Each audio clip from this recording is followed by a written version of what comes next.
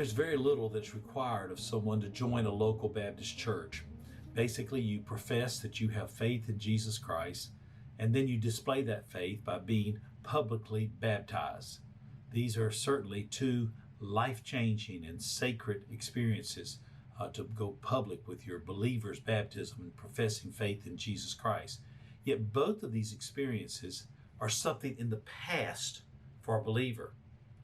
The question I have is there anything expected or required of a member of a Baptist church by the congregation after you have professed faith in Jesus and been baptized in his name?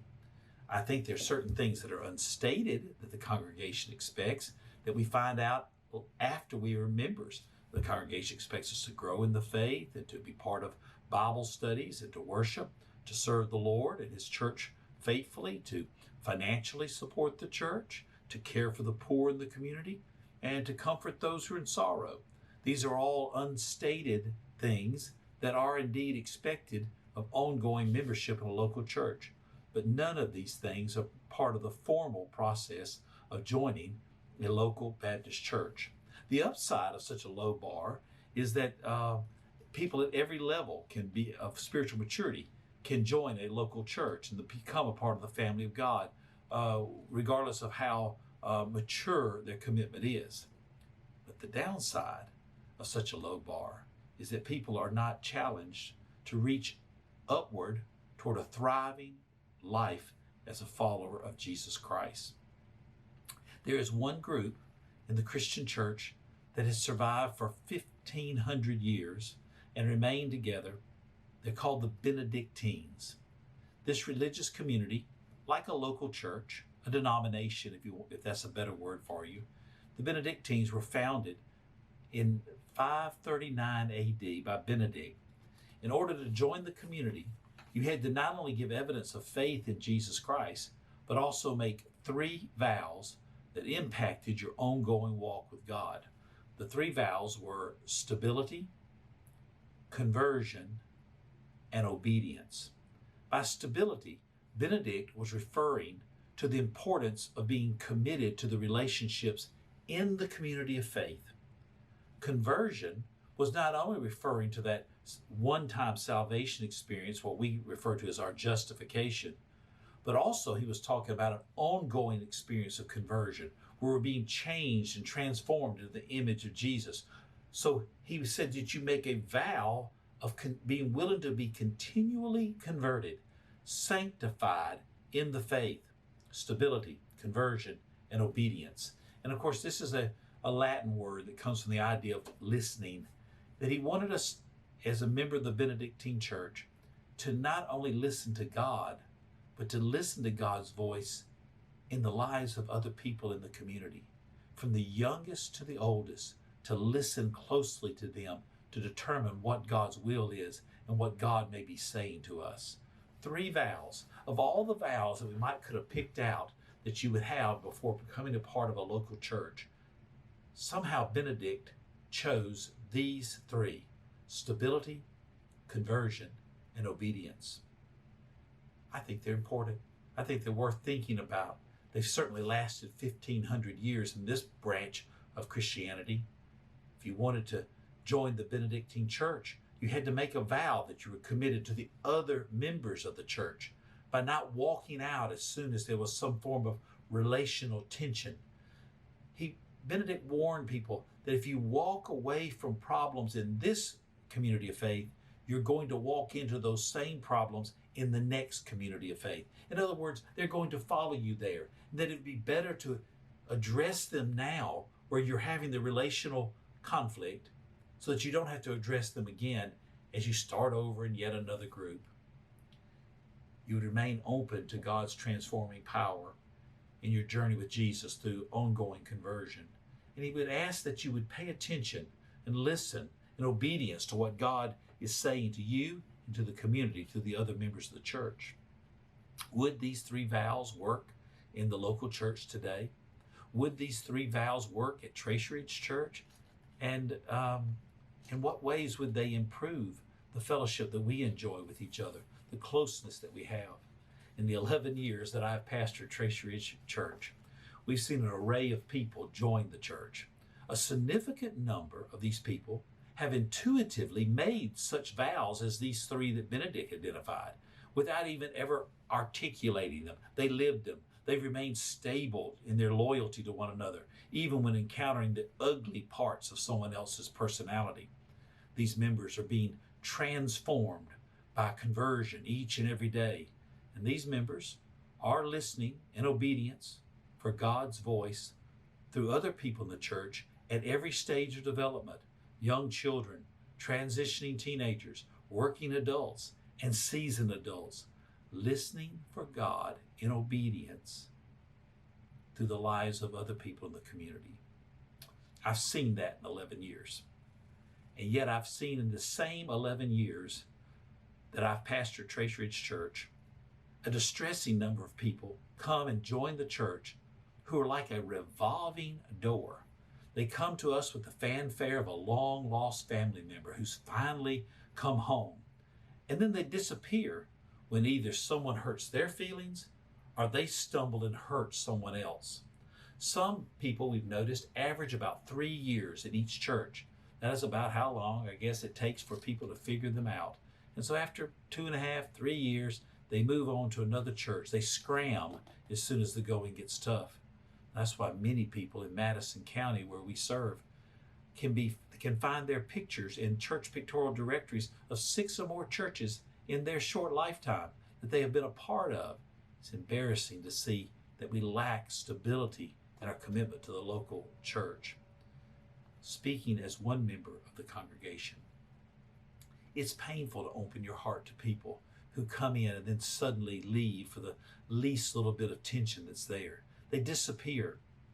I have to actually discipline myself to remain open to other newcomers, to extend hospitality to people when they show up at our church now, that I don't resist opening my heart because I'm sort of suspicious. Will you too walk out on us? Will you come in all excited and then walk out? And of course, that's the wrong attitude to have. And I ask God to continue converting me, transforming me, so that my heart remains open to everyone that God sends to our church, but that I also would be willing to encourage people who come to our church to remain stable to the community of faith. Don't simply walk out at the first sign of relational tension. There are, of course, others who are intuitively practicing the vow of stability, who will be friends for a lifetime. When you have a need, they will be there, and they will stick closer than a brother in times of adversity. You know, everyone you meet is a combination of good and bad. No one's all good, and no one is all bad. Mature people sort out the good from the bad by bonding in love and by developing boundaries that are healthy to keep us from being hurt by the badness that's in each other.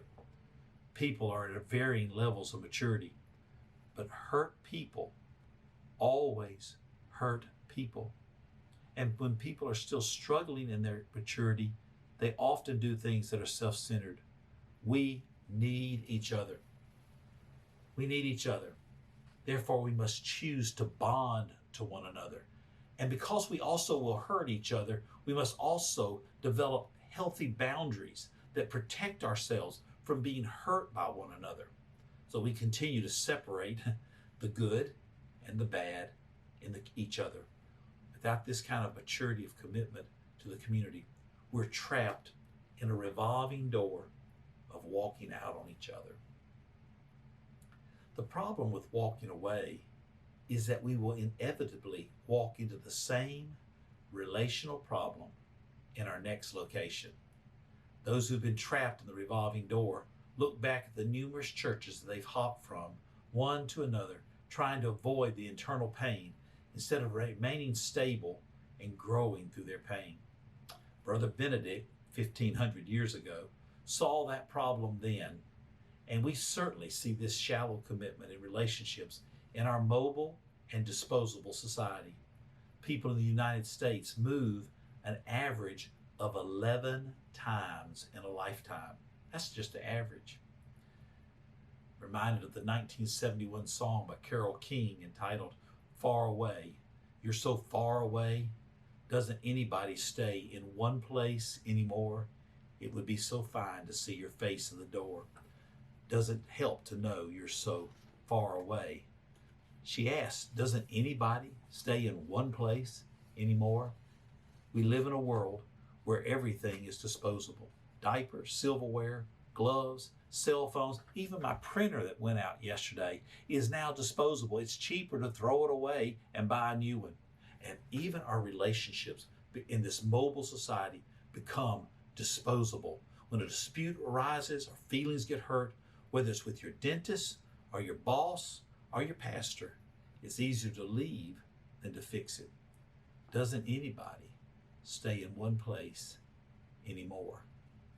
Of course, this is not unique to the 21st century.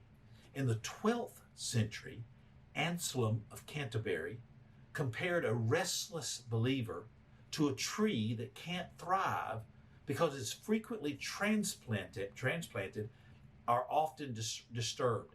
Anselm warns, if he, talking about the believer, often moves from place to place at his own whim, or remaining in one place is frequently agitated by hatred of it, he never achieves stability with roots of love. That was the 12th century. In the 6th century, Benedict required a vow of stability and conversion and obedience. In the 4th century, Abba Anthony told believers, in whatever place you live, do not easily leave it. He was calling believers to stay put, develop deep roots to provide nourishment, and to weather the storms of life together. And in the 1st century, Jesus of Nazareth called for stability among his followers. In Matthew's Gospel, chapter 7 and verse 24, Jesus says, therefore, everyone who hears these words of mine and puts them into practice is like a wise man who built his house on the rock. The rain came down, the streams rose, and the winds blew and beat against that house. Yet it did not fall because it had its foundation on the rock. But everyone who hears these words of mine and does not put them into practice is like a foolish man who has built his house on the sand.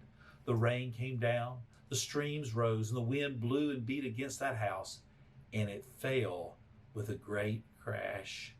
Notice that twice in this story that Jesus told, he was talking about putting into practice.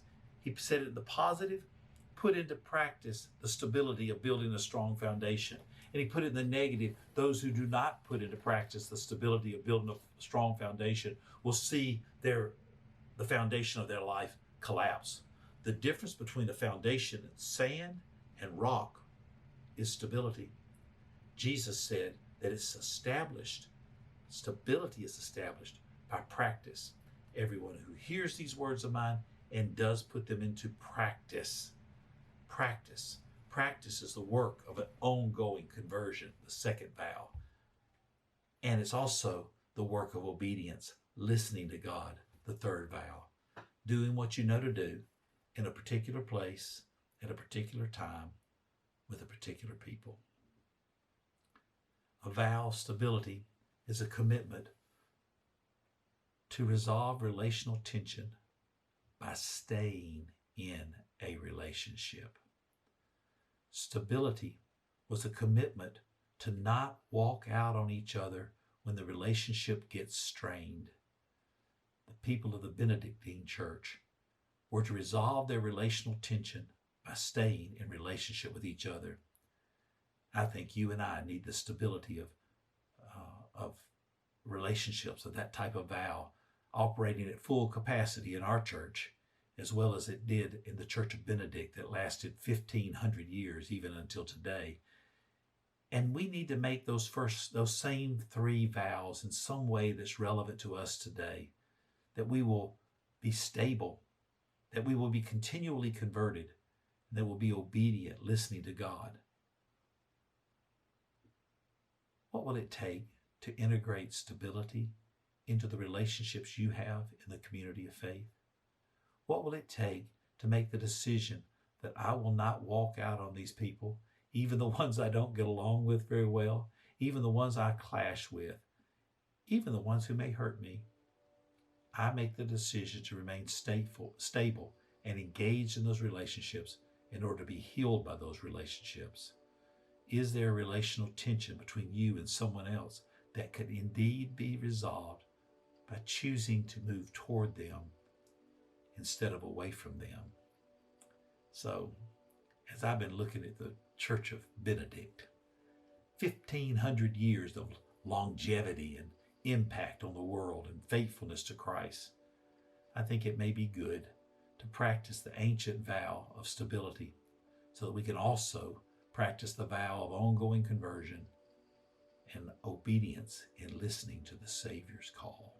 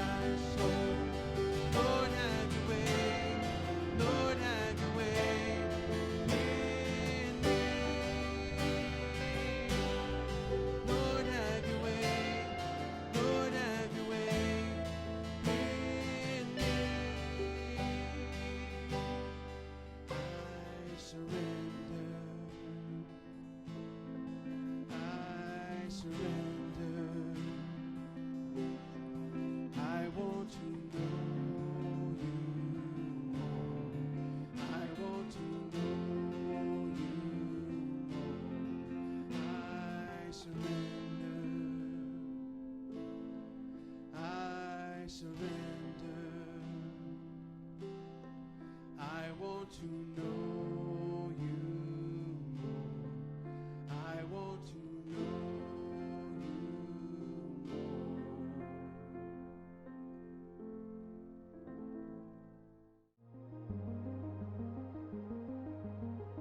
Well, hey, thanks for joining us for Church Online this week. We want to ask that if this sermon was encouraging or inspiring to you, that you would share it with a friend, because we know that whoever finds God finds life. We'll see you back here next week.